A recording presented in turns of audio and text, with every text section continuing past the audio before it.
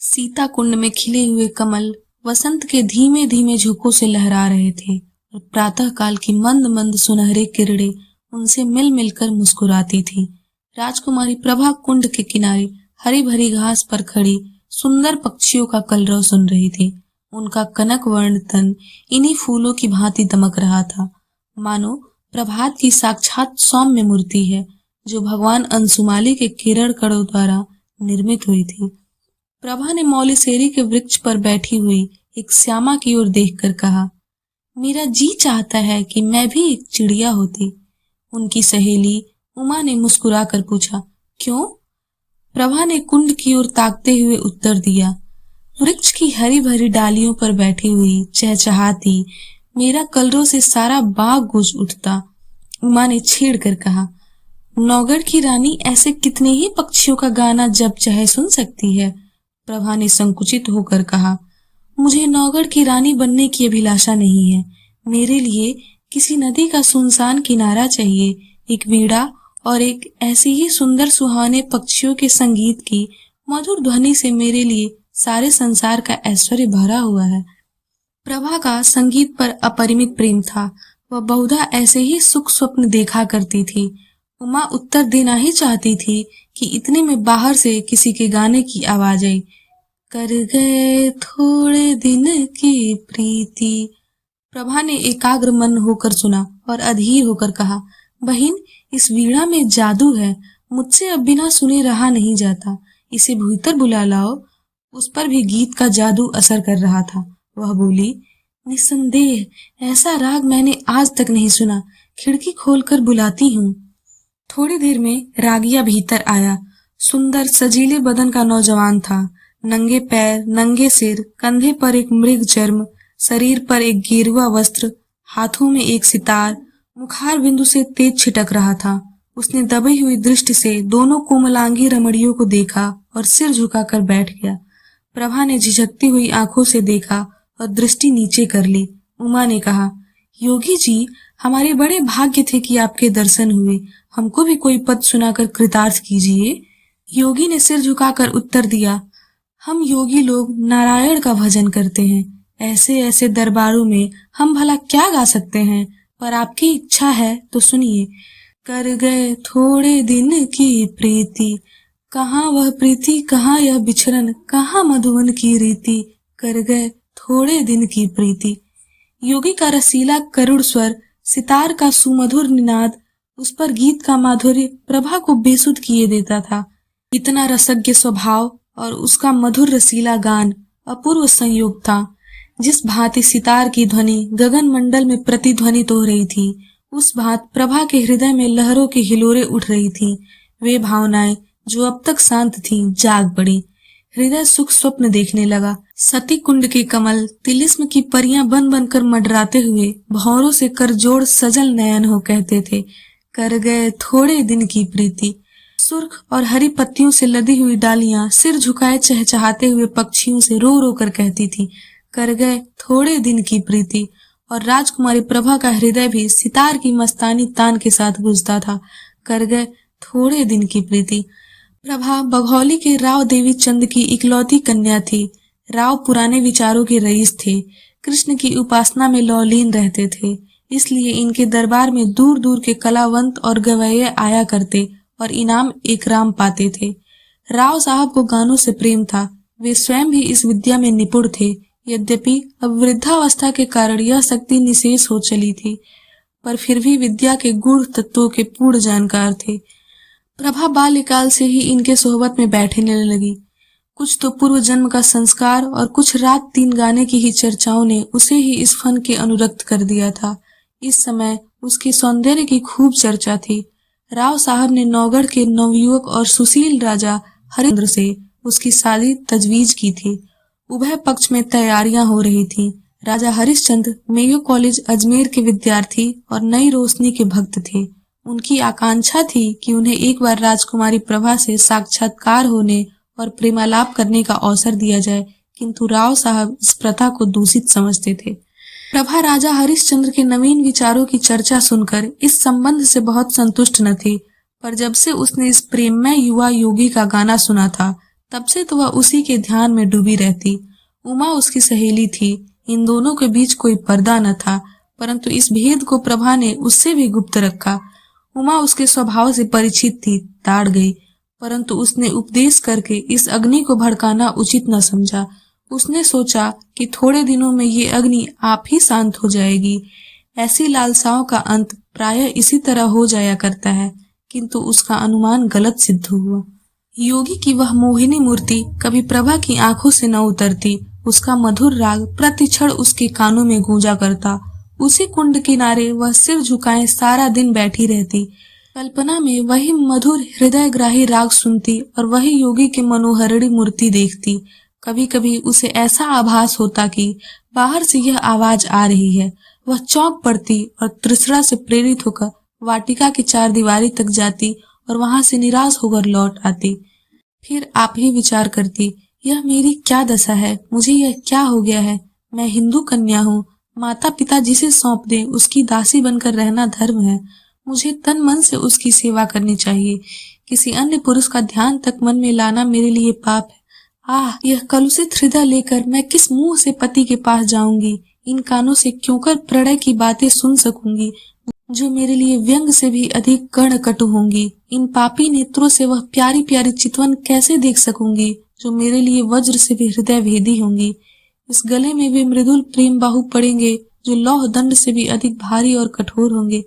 प्यारे, तुम मेरे हृदय मंदिर से निकल जाओ, यह स्थान तुम्हारे योग्य नहीं है। मेरा वश होता तो तुम्हें हृदय की सेज पर सुलाती, परंतु मैं धर्म की रस्सियों से बंधी हूँ। इस तरह 1 महीना बीत गया। ब्याह के दिन निकट आते जाते थे और प्रभा का कमल सा मुख कुंभलाया जाता था। कभी कभी विरह वेदना एवं विचार विप्लव से व्याकुल होकर उसका चित्त चाहता कि सती कुंड की गोद में समा लूं, किंतु राव साहब इस शोक में जान ही दे देंगे, यह विचार कर कर वह रुक जाती। सोचती, मैं उनकी जीवन सर्वस्व हूँ। मुझ अभागिन को उन्होंने किस लाड़ प्यार से पाला है। मैं ही उनके जीवन का आधार और अंतकाल की आशा हूँ।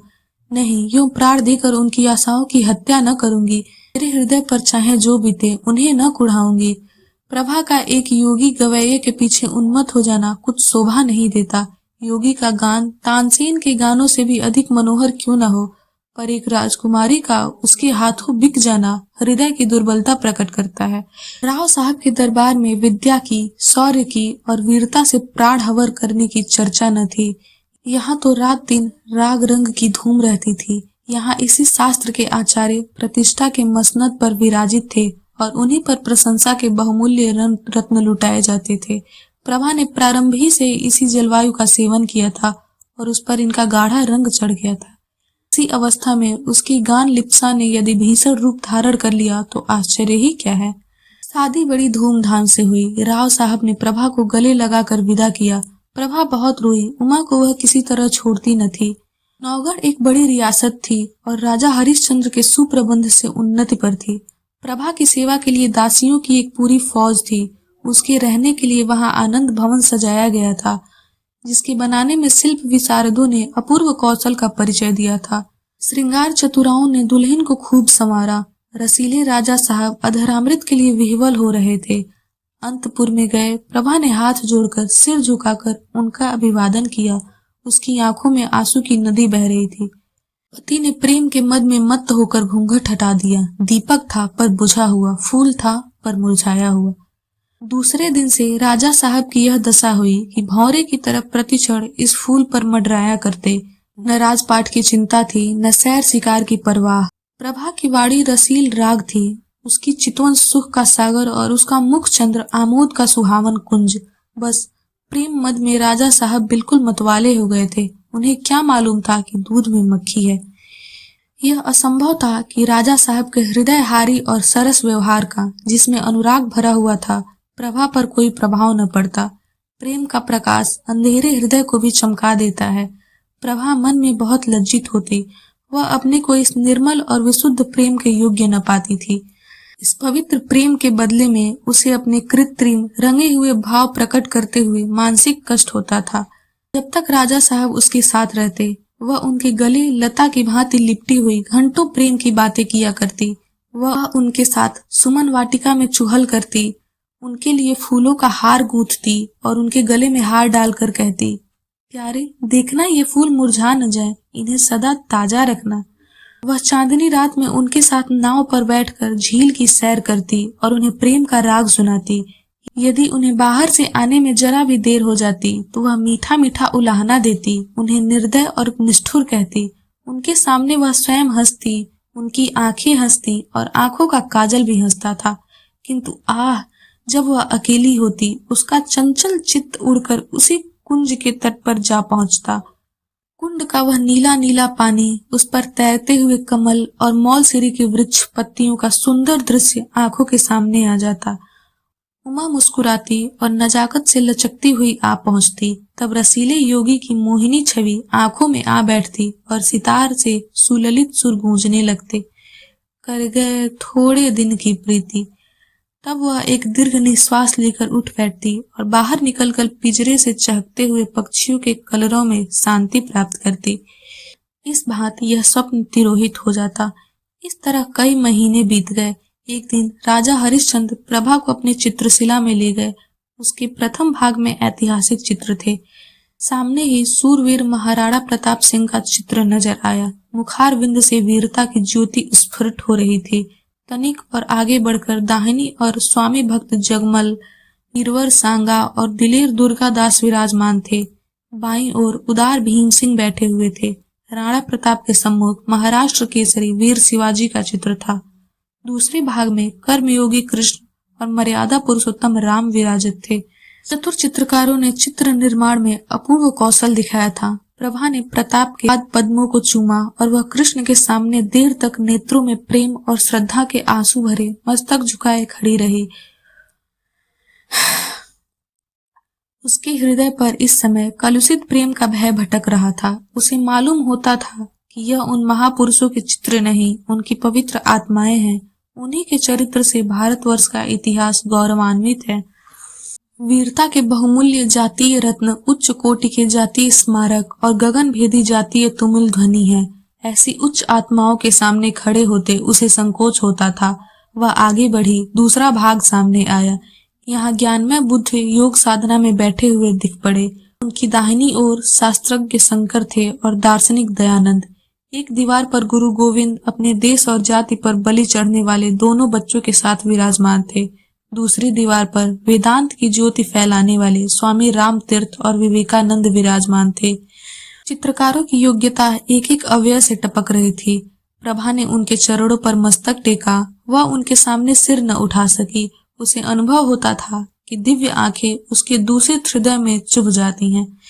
इसके बाद तीसरा भाग आया। यह प्रतिभाशाली कवियों की सभा थी। सर्वोच्च स्थान पर आदि कवि वाल्मीकि और महर्षि वेद व्यास सुशोभित थे। दाहिनी ओर श्रृंगार रस के अद्वितीय कवि कालिदास थे। बाईं तरफ गंभीर भावों से पूर्ण भवभूति निकट ही भर्तृहरि अपने संतोष श्रम में बैठे हुए थे। दक्षिण की दीवार पर राष्ट्रभाषा हिंदी के कवियों का सम्मेलन था। सहृदय कवि सूर, तेजस्वी तुलसी, सुकवि केशव और रसिक बिहारी यथाक्रम विराजमान थे। सूरदास से प्रभा का अगाध प्रेम था।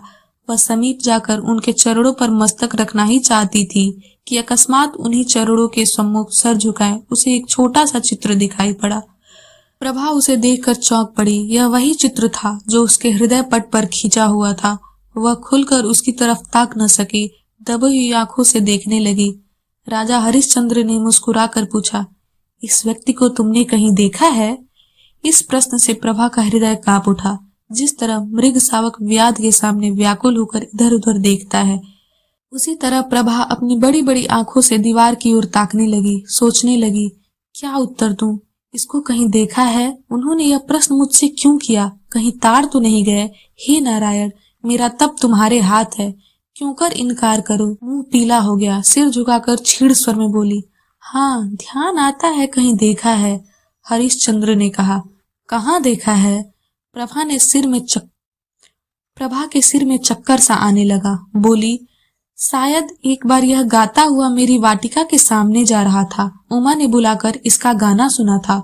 हरिश्चंद्र ने पूछा, कैसा गाना था? प्रभा के होश उड़ गए। सोचती थी, राजा के इन सवालों में जरूर कोई बात है। देखूं लाज रहती है या नहीं। बोली, उसका गाना ऐसा बुरा न था। हरीशचंद्र ने मुस्कुराकर कहा। क्या गाता था? प्रभा ने सोचा, इन प्रश्न का उत्तर दे दूं तो बाकी क्या रहता है। उसे विश्वास हो गया कि आज कुशल नहीं है। वह छत की ओर निरखती हुई बोली, सूरदास का कोई पद था। हरीशचंद्र ने कहा, यह तो नहीं, कर गए थोड़े दिन की प्रीति। प्रभा की आंखों के सामने अंधेरा छा गया, सिर घूमने लगा। वह खड़ी न रह सकी, बैठ गई और हताश होकर बोली, हाँ यह पद था। फिर उसने कलेजा मजबूत करके पूछा, आपको कैसे मालूम हुआ? हरीशचंद्र बोले, वह योगी मेरे यहाँ अक्सर आया जाया करता है, मुझे भी उसका गाना पसंद है। उसी ने मुझे यह हाल बताया था, किंतु वह तो कहता था कि राजकुमारी ने मेरे गानों को बहुत पसंद किया और पुनः आने का आदेश किया। प्रभा को अब सच्चा क्रोध दिखाने का अवसर मिला। वह बिगड़ कर बोली, यह बिल्कुल झूठ है, मैंने उससे कुछ नहीं कहा। हरीशचंद्र बोले, यह तो मैं पहले ही समझ गया था कि उन महाशय की चालाकी है, डींग मारने गवैयों की आदत है, परंतु इसमें तो तुम्हें इनकार नहीं कि उनका गाना बुरा न था। प्रभा बोली, ना, अच्छी चीज को बुरा कौन कहेगा? हरीशचंद्र ने पूछा, फिर सुनना चाहो तो उसे बुलवाऊं, सिर के बल दौड़ा आएगा। क्या उनके दर्शन फिर होंगे? इस आशा से प्रभा का मुखमंडल विकसित हो गया, परंतु इन कई महीनों की लगातार कोशिश से जिस बात को भुलाने में वह किंचित सफल हो गई थी, उसके फिर नवीन हो जाने का भय हुआ। बोली, इस समय गाना सुनने का मेरा जी नहीं चाहता। राजा ने कहा, यह मैं न मानूंगा कि तुम और गाना नहीं सुनना चाहती, मैं उसे अभी बुलाए लाता हूँ। यह कहकर राजा हरीशचंद्र तीर की तरह कमरे से बाहर निकल गए। प्रभा उन्हें रोक न सकी। वह बड़ी चिंता में डूबी खड़ी थी। हृदय में खुशी और रज की लहरें बारी बारी से उठती थीं। मुश्किल से 10 मिनट बीते होंगे कि उसे सितार के मस्ताने सुर के साथ योगी की रसीली तान सुनाई दी। कर गए थोड़े दिन की प्रीति।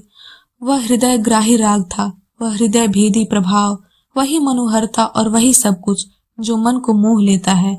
एक क्षण में योगी की मोहिनी मूर्ति दिखाई दी थी। वह मस्तानापन, वही मतवाले नेत्र, वही नयन भिराम देवताओं का सा स्वरूप। मुखमंडल पर मंद मंद मुस्कान थी। प्रभा ने उसकी तरफ सहमी हुई आंखों से देखा। एकाएक उसका हृदय उछल पड़ा। उसकी आंखों के आगे एक पर्दा हट गया। प्रेम विवल हो, आंखों में आंसू भरे, वह अपने पति के चरण बिंदु पर गिर पड़ी और गदगद कंठ से बोली, प्यारे प्रीतम। राजा हरिश्चंद्र को आज सच्ची विजय प्राप्त हुई। उन्होंने प्रभा को उठाकर छाती से लगा लिया। दोनों आज एक प्राण हो गए। राजा हरिश्चंद्र ने कहा, जानती हो मैंने यह स्वांग क्यों रचा था? गाने का मुझे सदा से व्यसन है और सुना है तुम्हें भी इसका शौक है। तुम्हें अपना हृदय भेंट करने से प्रथम एक बार तुम्हारा दर्शन करना आवश्यक प्रतीत हुआ और उसके लिए सबसे सुगम उपाय यही सूझ पड़ा। प्रभा ने अनुराग से देखकर कहा, योगी बनकर तुमने जो कुछ पा लिया वह राजा रहकर कदापि न पा सकते। अब तुम मेरे पति हो और प्रियतम भी हो, और तुमने मुझे बड़ा धोखा दिया और मेरी आत्मा को कलंकित किया। इसका उत्तरदाता कौन होगा?